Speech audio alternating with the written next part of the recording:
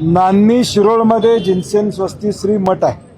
त्या मठामध्ये गेले अनेक वर्ष हत्ती तिथं त्या ठिकाणी आहे आणि 200 वर्षाची परंपरा आहे. तिथं हत्ती आहे.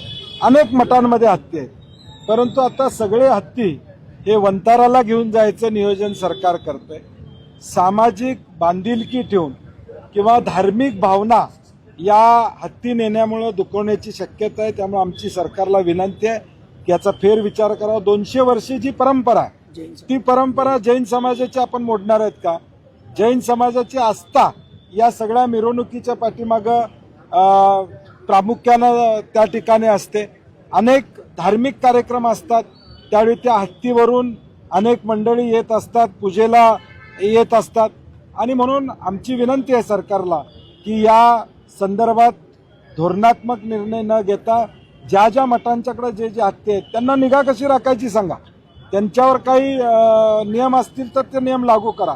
परंतु सगळेच उचलून तुम्हाला हत्तीच घेऊन जायचं असेल तर आमचं नुकसान करणारे हत्ती दाजीपूरमध्ये आहेत, तर जे शेतकऱ्यांचं नुकसान करतात ते पकडाने घेऊन जावा. चंदगड बसणं हत्ती आहेत ते.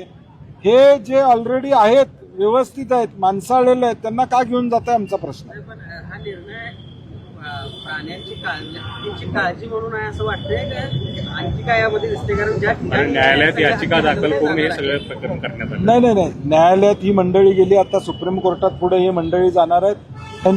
जैन समाजाच्या धार्मिक भावना दुखावल्या जातात. मूळ मुद्दा काय की तिथं हत्तीची निगा राखली नसती, त्याच्यावर अत्याचार होत असतील तर ठीक आहे, आपण समजू शकतो की प्राण्यांचा कायदा आहे. परंतु तिथं हत्ती स्वतःपेक्षा जैन समाज त्याची जास्त काळजी करतोय.